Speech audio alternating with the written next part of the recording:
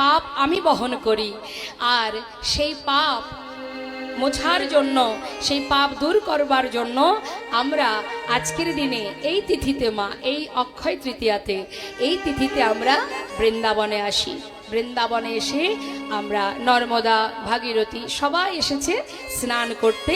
বৃন্দাবনে স্নান করছে আর কি করছে, ব্রজের যে ধুলিতে গড়াগড়ি দিচ্ছে, আবার গিয়ে ডুব দিচ্ছে, হাসছে, আবার গিয়ে ধুলায় গড়াগড়ি দিচ্ছে। মহারাজ জিজ্ঞাসা করাতেই তিনি উত্তর দিলেন, সারা জনমের যে পাপ, সারা বছরের যে পাপ, সেই পাপ পরিষ্কার করার জন্য, পাপ ধোয়ার জন্য আমরা বছরে একটা দিন এই অক্ষয় তৃতীয়াতে বৃন্দাবনে এসে আমরা ব্রজের ধুলি অঙ্গে মাখি আর স্নান করি। নিতাই গৌর হরি বল। এই কথা শোনা মাত্রই তখন দুষ্টু গোপাল বলছে, বাবা স্নান করে এসো, যেতে হবে না, চলো আমরা সবাই প্রয়াগে যাই, তোমার সঙ্গে আমিও যাব। তখন বলে উঠলেন, সবাই যদি নিজেদের পাপ দূরীভূত করবার জন্য এই ব্রজে আসে, বৃন্দাবনে আসে, তাহলে আমি যে পূর্ণভূমিতে জন্ম পেয়েছি আমি আর অন্য কোথায় যাব না। তাই গৌর হরি বল। তাই মা আজ সেই দিন, আজকের সেই দিন, এই তিথিতে সবাই আসে ওই বৃন্দাবনে স্নান করতে, শুদ্ধ হতে, পবিত্র হতে। আজ সেই দিন। তো এই রকম অনেক ঘটনা আজকের দিনে ঘটেছে, অনেক। তা সেই শুভক্ষণে আমরা সবাই একত্রিত হয়েছি। আজ আমরা ভাগ্যবান, ভাগ্যবতী যে আজকের এই মুহূর্তে আমরা যদি ভগবানের কৃপা লাভ করতে পারি, যদি তার হরিকথা, কৃষ্ণ কথা শ্রবণ করতে পারি, তাহলে একটু হলেও যদি আত্মনিবেদন করা যায়। ভগবান বললেন, কেউ যদি একটি বারের জন্য বলে যে হে প্রভু আমি তোমার, সে হাসির ছলেই বলুক, মন থেকেই বলুক, ভক্তি ভরেই বলুক, যেমন করেই বলুক, একবার যদি বলে যে আমি শুধু তোমার, এইটুকু যদি কেউ বলতে পারে, ভগবান বললেন আমি যুগে যুগে সেই ভক্তচরণে দাস হয়ে পড়ে থাকি। তাই গৌর হরিবল, হরিবল। আজ আমাদের একটা শুভ দিন, এই শুভক্ষণে অক্ষয় তৃতীয়া। তো অক্ষয় তৃতীয়ায় যদি কোনো ভালো কাজ করা হয়, ভগবানের চরণে মতি রেখে তার সেবা করা, তাকে ভক্তি করা, দান করা, হরিকথা, কৃষ্ণ কথা শ্রবণ করা, যদি কেউ করতে পারে, ভালো কিছু করতে পারে, তাহলে সেটা চির অক্ষয় হয়ে থাকে। ভালো কাজ করলে আপনারা যে স্বীকৃতি অর্জন করবেন, সুফল অর্জন করবেন, সেটা অক্ষয় হয়ে থাকবে। আর যদি কেউ কুকর্ম করে, তাহলে কু অক্ষয় হয়ে থাকবে। হ্যাঁ, আমরা ছোট ছোট করে একটু জানবো মা, যে ভগবান কৃষ্ণচন্দ্র তিনি এই যে যজ্ঞ করেছিলেন, এর কারণটা কি? কারণ অনেক আছে বাবা, তার মধ্যে একটু একটু করে আমরা জানবো মা। হ্যাঁ, সব কিছু ছুঁয়ে ছুঁয়ে যেতে হবে, অনেক ঘটনা তো, ছোট ছোট করে বলবো, শুনবেন, মন দিয়ে শুনবেন কথাগুলো, তাতে আপনাদের অনেক কিছু শিক্ষা হবে। কি বলছে শুনুন। এই প্রভাস নদীটা কোথায় জানেন? প্রভাস নদীটা হলো গুজরাটে। গুজরাটে সৌমতীর্থ বলে একটি জায়গা আছে। সেই সৌমতীর্থে দেবাদিদেব মহাদেব ভোলানাথের বিগ্রহ আছে, যার নাম সোমনাথ। এই সোমনাথের নাম অনুসারে সেই জায়গার যে নদীটি আছে, ওই যে জায়গাটি আছে, সেই জায়গাটির নাম হলো সৌমতীর্থ। ওই সৌমতীর্থে একটা নদী আছে, যার নাম হলো এই প্রভাস। তা আমরা জানবো মা, এই প্রভাস নামটা কে দিয়েছে নদীকে? সৌমতীর্থে যে নদী, তার নাম প্রভাস হলো কি করে? একটু মন দিয়ে শুনবেন। চন্দ্রদেবের 27 জন স্ত্রী, কিন্তু চন্দ্রদেব গুরুপত্নীর প্রতি যখন আকৃষ্ট হয়েছিলেন, গুরু বৃহস্পতি তাকে অভিশাপ করেছিলেন যে তুমি যে ভুল কাজটি করেছো, যে কুকর্ম করেছো, তোমার যে মনোভাব, তোমার 27 জন সহধর্মিনী, 27 জন সহধর্মিনী অর্থাৎ স্ত্রী থাকতেও তুমি গুরুপত্নীর প্রতি আকৃষ্ট হওয়াতে যে অপরাধ তুমি করেছো, এর জন্য তোমার ক্ষয় রোগ হবে। ক্ষয় রোগ মানে তোমার যে এক একটি করে কলা ক্ষয় হতে হতে এক সময় তুমি শেষ হয়ে যাবে। এখন মা, চন্দ্রদেব গুরুবাক্য কখনো ব্যর্থ হয় না, লেগে গেল অভিশাপ, ক্ষয় হতে শুরু হয়ে গেল। একটা একটা করে কলা ক্ষয় হতে হতে আর একটি কলা বেঁচে আছে বাবা। সেই সময় 27 জন সহধর্মিণী তারা চললেন কৈলাসে মহাদেবের কাছে। মহাদেব সম্পর্কে কি হন জানেন? জানেন না? মা পার্বতী হচ্ছে 27 জন রমণীর দিদি। তাহলে ভোলানাথ কি হবে?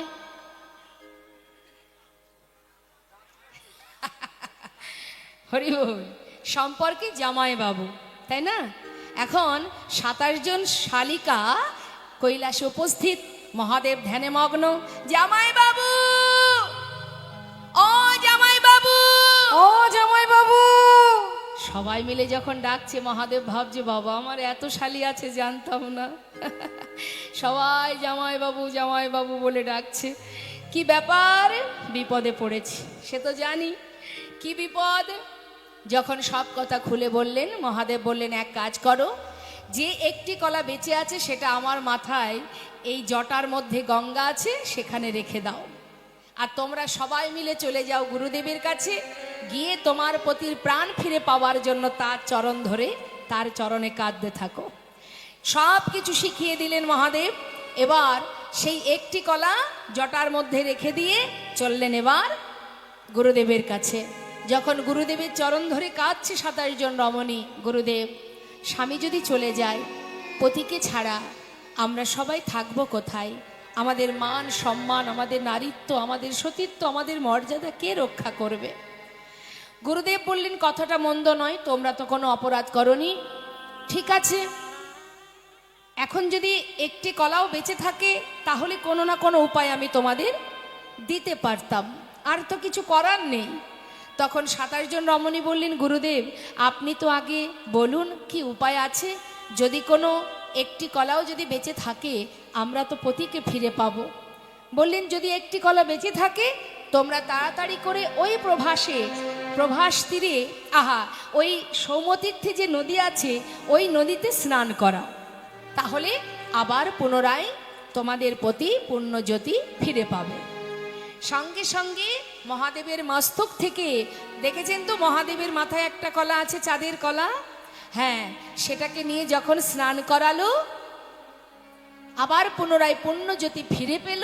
ফিরে পাওয়ার পর সেই চন্দ্রদেব আশীর্বাদ স্বরূপ নাম দিয়েছিলেন প্রভাস। আজ থেকে তোর নাম প্রভাস, প্রভা যুক্ত আস। তুই আবার পুনরায় আমার পুণ্যজ্যোতি ফিরিয়ে দিয়েছিস, তাই আমি তোকে আশীর্বাদ করলাম, তোর নাম হবে প্রভাস।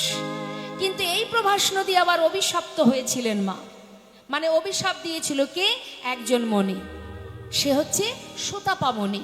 কি অভিশাপ দিয়েছিল? তার পুত্র চিত্রাঙ্গদা গিয়েছিল তৃষ্ণা নিবারণে। এখন প্রভাস নদীতে যে কুমির থাকে বাবা, সে কুমির ওই সন্তানকে টেনে জলের ভিতরে নিয়ে তাকে খেয়ে ফেলে।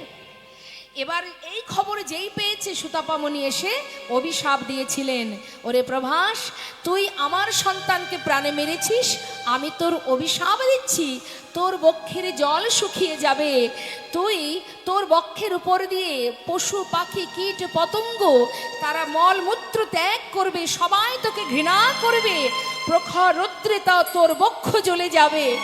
যখন অভিশাপ করছে প্রভাস নিজ মূর্তি ধারণ করে বলেছিলেন আমাকে অভিশাপ দেবেন না, আমি তো কোনো অপরাধ করিনি, অপরাধ করেছে আমার বক্ষে যে থাকে সেই কুমির, আপনি আমাকে অভিশাপ দেবেন না।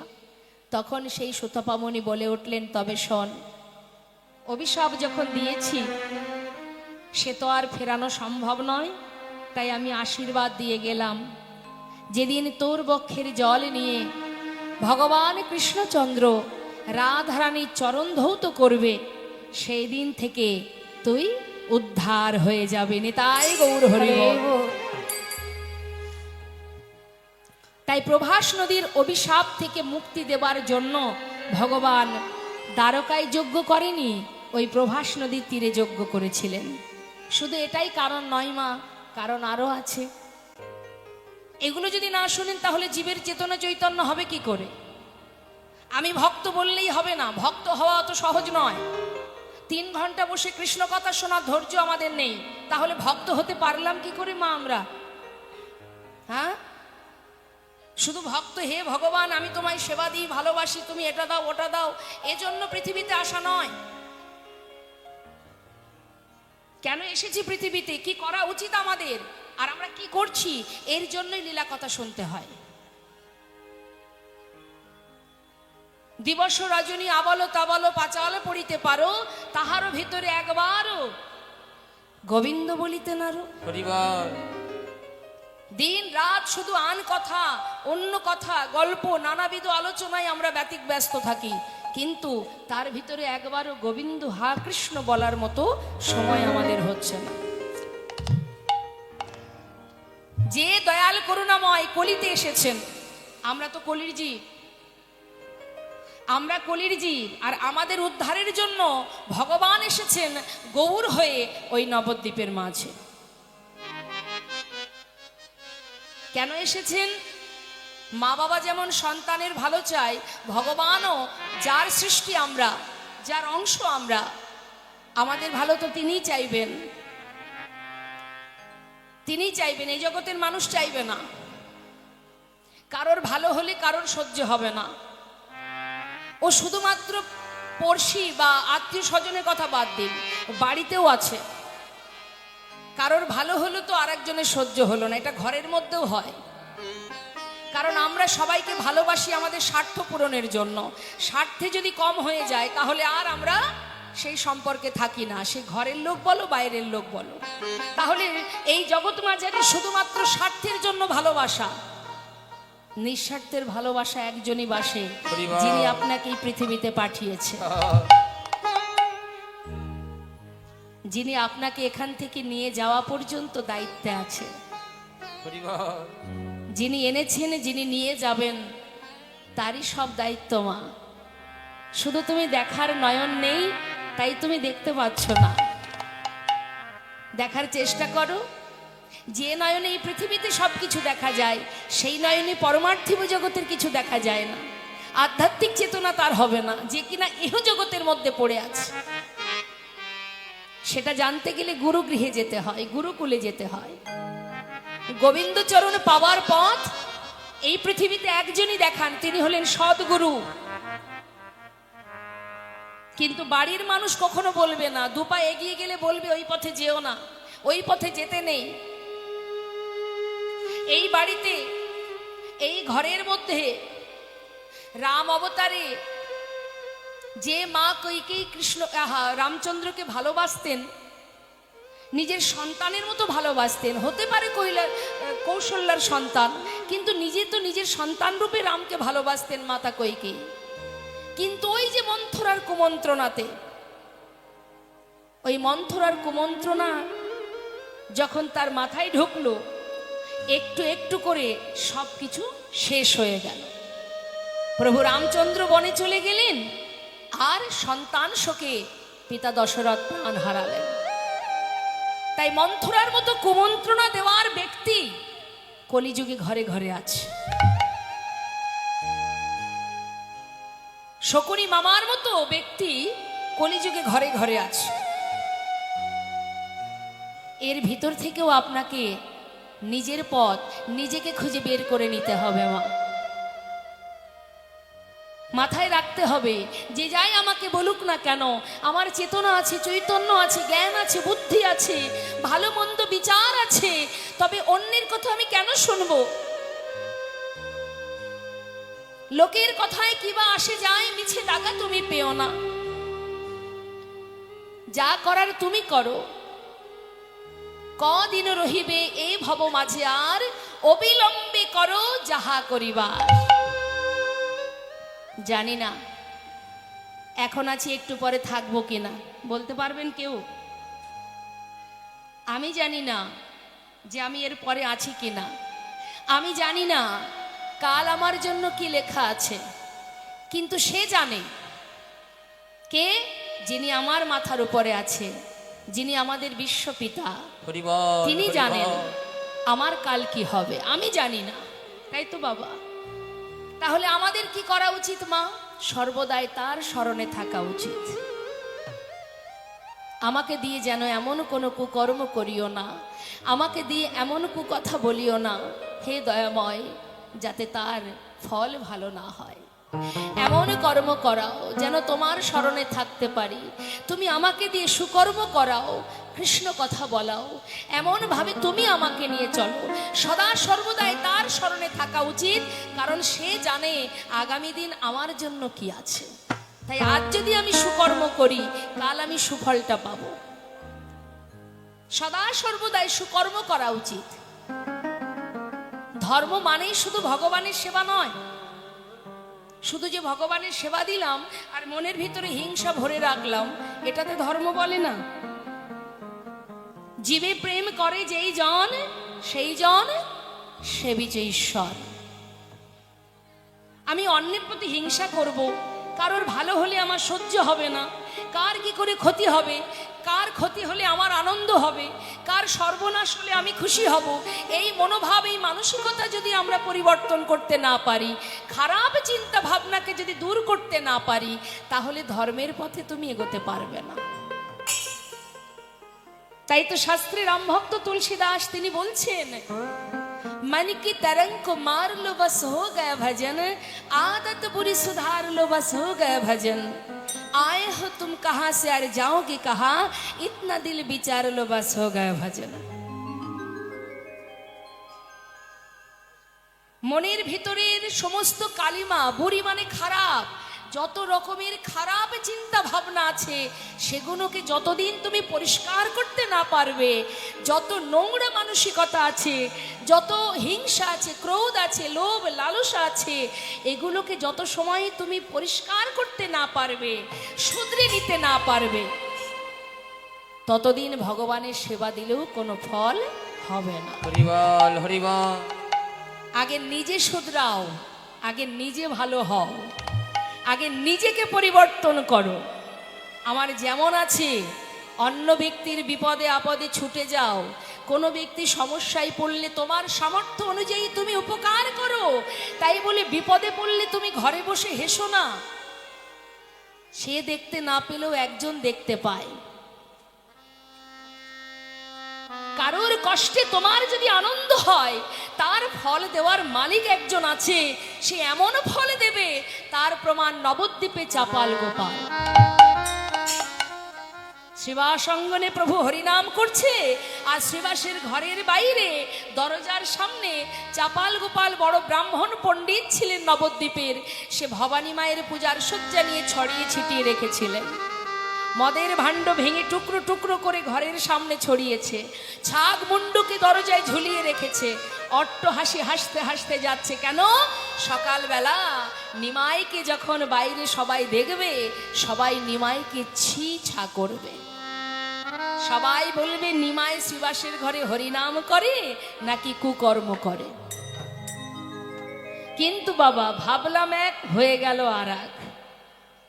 কি হলো মা? আমরা কিন্তু না ভেবেই কাজ করি, মনে করি এর ফল বোধহয় ভালো হবে, কিন্তু তার বিপরীত হলো। ভগবান তো জানে, শ্রীবাস পণ্ডিত তাহাই নাই বা জানলো। করুণাময় গৌর সুন্দর তাকে এমন শিক্ষা দিয়েছিল মা, যে সংসার ছেড়ে জীবিত অবস্থায় তাকে ওই শ্মশানে চিতায় আগুনে জ্বালিয়ে জীবিত অবস্থায় প্রাণে মারতে গিয়েছিল। অবশেষে গৌর হরিও কৃপা করেননি, কৃপা করেছিল শ্রীবাস পণ্ডিত। তাই জেনে রাখবেন মা, সাধের কৃষ্ণ ভজনের মানব জনম, ভগবান করুণাময় তোমাকে নির্ধারিত করেই দিয়েছে। তোমার ভাগ্যে কতটুকু পাওয়া আর কতটুকু পাবে না, সব কিছু একেবারে ঠিক করে পাঠিয়ে দিয়েছে। তার থেকে বেশি তুমি চেষ্টা করলেও পাবে না। হ্যাঁ, পাবে না। যা পাওয়ার সেটা সে আগে থেকেই সব কিছু সিলেক্ট করেই রেখেছে, যে এইটুকুই পাবে, তার বেশি তুমি পাবে না। শাস্ত্রে বললেন, ভাবছো বসে চলবে কে, সে তুমি ভাববার কে, যার ভাবনা সেইভাবে তুমি ভাবো তাকে। আমরা ভরসা করতে পারি না মা, আমরা ভগবানকে ভরসা করি না। ভরসা করি কাকে? বাড়ির মানুষকে। ছেলে মেয়ে দেখবে, স্বামী দেখবে, পরিবার দেখবে, মাথায় রাখবেন ভগবান যদি চান এই জগতে কেউ আপনাকে দেখবে না। তার প্রমাণ মহাভারত।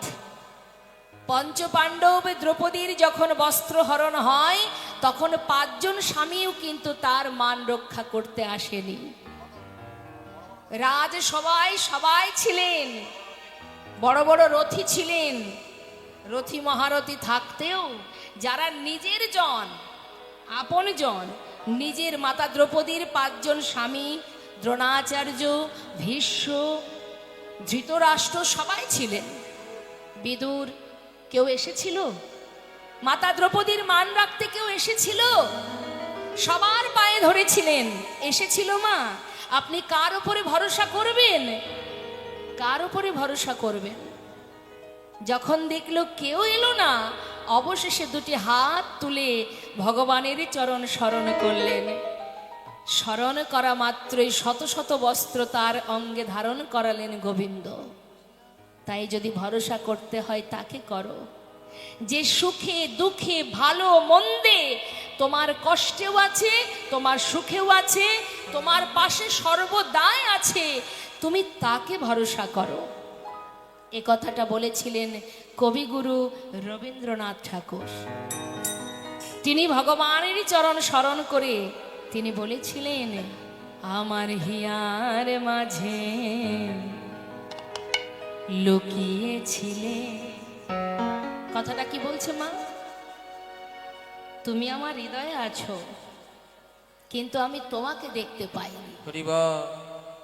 সর্বদাই বাহির পানে নয়ন রেখেছি, অপরকে ভরসা করেছি, অপরকে ভালোবেসেছি, কিন্তু ভালোবাসার ধন যে আমার হৃদয় মন্দিরে, আমি তাকে দেখতে পাইনি। আমার হিয়ার মাঝে লুকিয়েছিলে, দেখতে আমি পাইনি তোমায়, দেখতে আমি পাইনি। আমার হিয়ার মাঝে লুকিয়েছিলে, দেখতে আমি পাইনি তোমায়, দেখতে আমি পাইনি। ওই বাহির পানে চোখ মেলেছি, বাহির পানে আমার হৃদয় পানে চাইনি। আমার হিয়ার মাঝে লুকিয়েছিলে, দেখতে আমি পাইনি তোমায়, দেখতে আমি পাইনি।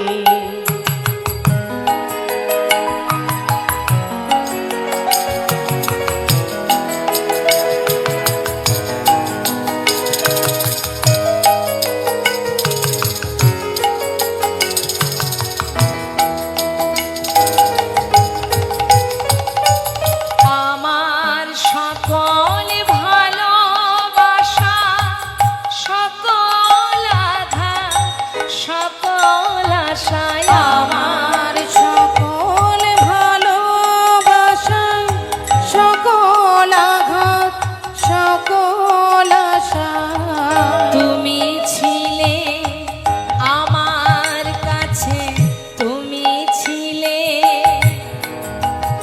আমি তোমার কাছে যাইনি।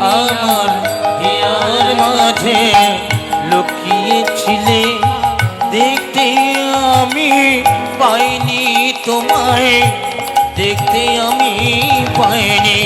আমার হিয়ার মাঝে লুকিয়েছিলে, দেখতে আমি পাইনি তোমায়, দেখতে আমি পাইনি। তুমি আছো সর্বদাই আমার কাছে, আমি তোমাকে দেখতে পাইনি। এক ভক্ত বলছে মা, কি বলছে শুনুন একটু মন দিয়ে। এক ভক্ত বলছে, তোমার ঘরে তোমার বাড়ি। কথাটা মন দেবেন। এই জগতে যা কিছু আছে এগুলো কি সত্যি আমার? এহ জগতে যা কিছু আছে এগুলো তো আমার নয়। কি আমার? কি বলেন আপনারা? আপনার কি এগুলো? আপনি আসার সময় নিয়ে এসেছিলেন, তাহলে আপনার নয়? আপনার আগে আপনার পিতা ছিলেন মালিক, তিনি আজ নেই বলে আপনি মালিক হয়েছেন। আবার আপনি চলে গেলে এই সম্পদের মালিক আর একজন হবে। সম্পদ সম্পদের জায়গায় থাকবে, শুধু আপনি থাকবেন না, আমি থাকবো না, তাই তো? তাহলে কি এ জগতে যা কিছু আছে আমার নয়? কার? যার সৃষ্টি এই পৃথিবী, তারই তো সব। তাই ভক্ত বলছে, তোমার ঘরে তোমার বাড়ি, তোমারই খাই তোমার পরি, তোমার ঘর তোমার বাড়ি, তোমারই খাই তোমার পরে, তোমার দেশে ঘুরি ফিরি, তোমার দেশে ঘুরি ফিরি, তোমায় পাই না। হরি বলিতে কেন নয়ন ঝরে না, ও হরি বলতে কেন নয়ন ঝরে না। তোমার টাকা তোমার কড়ি, শুধু আমার আমার করে মরি। তোমার টাকা ওগো তোমার খড়ি, হরি বল।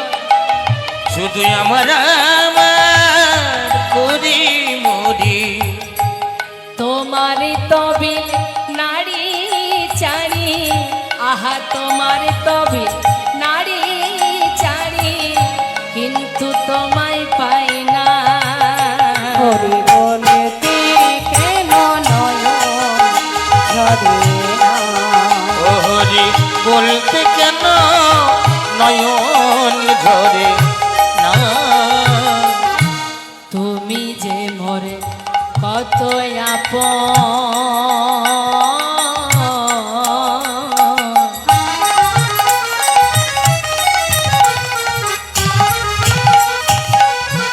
তুমি যে মোর কত আপন, আমি খুঁজে পাই না তোমার মতো। তুমি যে মোরে কত আপন, আমি খুঁজে পাই না তোমার মতো। শেষের দিনে হে দয়াময়, শেষের দিনে হে দয়াময়, ঠেলে ফেলো না। হরি বলিতে কেন নয়ন ঝরে না, না না ঝরে না, হরি বলতে কেন নয়ন ঝরে না। হরি বলতে কেন নয়ন ঝরে না। জগতে যা কিছু আছে সবই তোমার, শুধু মিছিমিছি আমরা আমার আমার আমার করে দিন কাটাচ্ছি। তাই তো শাস্ত্রে বললেন, হে জগৎবাসী, এ জগতে আমরা এসেছিলাম সংসারে শুধুমাত্র কৃষ্ণ ভজন করব বলে। শাস্ত্রে বলছেন, কৃষ্ণ ভজিবার তরে সংসারে আইনো। কথাটা ভালো করে মাথায় ঢুকিয়ে নিন মা। কৃষ্ণ ভজিবার তরে সংসারে আইনো। কোথায় এসেছি? সংসারে। তার মানে নতুন করে আমরা সংসার করিনি, সংসার ছিল, আমরা সেখানে এসেছি, তাই তো? তাহলে অনেক সময় দেখবেন মানুষ ভুল করে বলে, কথায় কথায় বলে বসে, আর ভাই এখন কি আর কীর্তন শুনতে যাওয়ার সময় আছে? সংসার করেছি রে, সংসার করেছি, এখন আর কীর্তন শোনার সময় নেই। সংসারে কাজ আছে, সকালবেলা উঠে কাজে যেতে হবে, এখন কি আর কীর্তন শুনবো? সময় নেই ভাই, সংসার বসিয়েছি। সংসার